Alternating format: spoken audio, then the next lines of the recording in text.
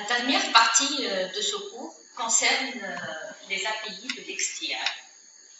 Donc, en fait, on va découvrir la logique de fonctionnement par rôle de la configuration et la programmation des interruptions. Donc, on commence tout d'abord par configurer une broche en mode XTI dans la fonction GPAO init, dans laquelle on va appeler les deux fonctions role NVIC set priority et role NVIC enable IRQ qui permettent de relier la ligne d'interruption au vecteur d'interruption. Ensuite, le code de la routine d'interruption va être développé dans la routine. Le code de l'interruption va être développé dans la routine appelée XTI XIRQ handler, où le X relatif à la source d'interruption qu'on veut programmer. Cette fonction est appelée dans un fichier différent du main, appelé stm32f4xxit.c. Toutes les routines d'interruption vont être développées dans ce fichier. Donc, on va tout d'abord commencer par la fonction role GPAO init qui permet de configurer le GPAO de façon générale. Dans mon exemple, j'ai considéré que l'approche PA0 est une source d'interruption. Donc, dans le champ PIN, je vais donner la valeur GPAO PIN 0. Dans le champ mode, je vais choisir le mode interruption et le front que je veux activer. Donc là, dans ce champ, je peux avoir mode IT rising ou mode IT falling ou mode IT rising and falling. Ça veut dire que je peux configurer cette source d'interruption comme étant on peut la détecter sur front montant, sur front descendant ou les deux au même temps. Et dans le champ pull, donc à titre d'exemple, je n'ai pas activé ici de résistance ni de pull-up ni de pull-down.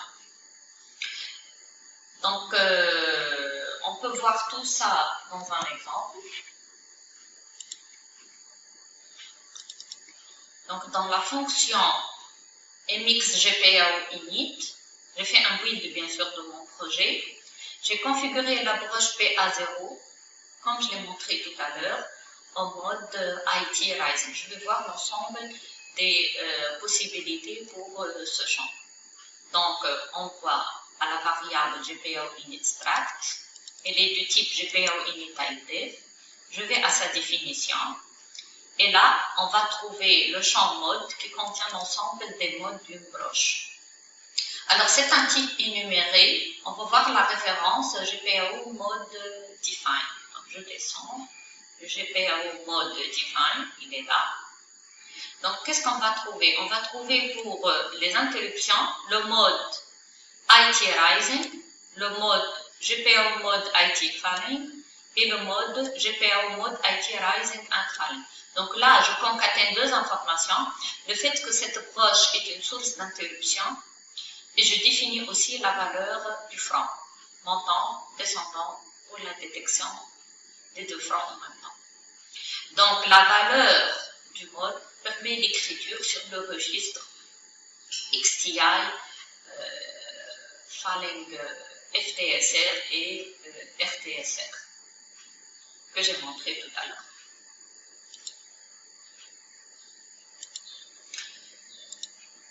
Alors, la deuxième API qu'on va voir aujourd'hui, c'est l'API role NVIC set priority qui permet de fixer le niveau de la priorité d'une source d'interruption. Donc, elle prend trois paramètres.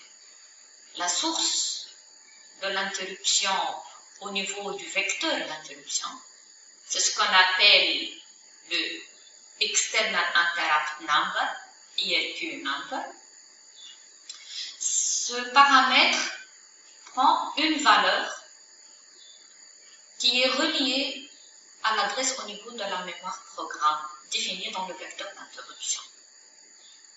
Le deuxième paramètre est le preemption priority, ça veut dire la priorité de l'interruption. Cette valeur, ce champ peut prendre une valeur entre 0 et 15, plus la valeur est petite, plus la priorité est élevée. Le troisième paramètre, c'est le saddle priority, qui lui aussi est un paramètre compris entre 0 et 15. Réellement, on peut regrouper les interruptions sous forme de groupes et leur affecter par conséquent une sous-priorité au niveau de ces groupes. Donc, je reviens maintenant aux valeurs de l'IRQ number, l'external interrupt number. Alors, cette fonction est définie au niveau du fichier stm32f4allcortex.c. Donc,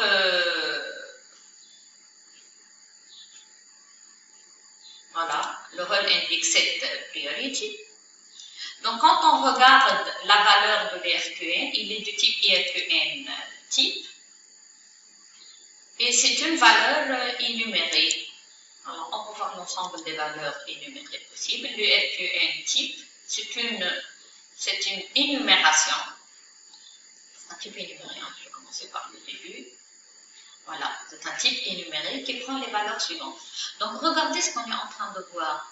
C'est les priorités ordonnées exactement telles qu'elles sont définies au niveau du vecteur d'interruption. Donc, si on regarde les différentes lignes d'interruption, elles ont des énumérations différentes. L'XTI 0, son énumération est 6. L'XTI 1, c'est 8, 9 et 10. Ça, c'est les 5 premières sources d'interruption indépendantes qui ont des adresses au niveau de la mémoire programme différentes. Ensuite, on va retrouver le XTI 9.5 dont l'énumération est égale à 23. Donc ça va nous donner le calcul de l'adresse au niveau de la mémoire programme de la source d'interruption. Et enfin, la dernière ligne qui est l'XTI 15.10 qui a une énumération égale à 40. Donc, cette valeur d'énumération définie dans le IRQN type, donc c'est l'interrupt number, nous donne une valeur qui permet de retrouver l'adresse au niveau de la mémoire programme de la source d'interruption. Donc, la troisième API qu'on va voir, c'est le rôle NVIC Enable IRQ, qui permet d'activer une source d'interruption dans le contrôleur du vecteur d'interruption. Donc, cette API prend un seul paramètre, qui est l'external interrupt number, qui est bien sûr un nombre défini dans le type IRQN type qu'on vient de voir tout à l'heure. Alors, la routine d'interruption, elle porte le nom XTI X, bien sûr le X est relatif à la source d'interruption IRQ handle, et cette fonction est définie dans le fichier des interruptions appelé stm32f4xx. Donc, c'est un fichier différent que le fichier main.c. Donc, son nom est généré automatiquement selon la source d'interruption qui a été activée.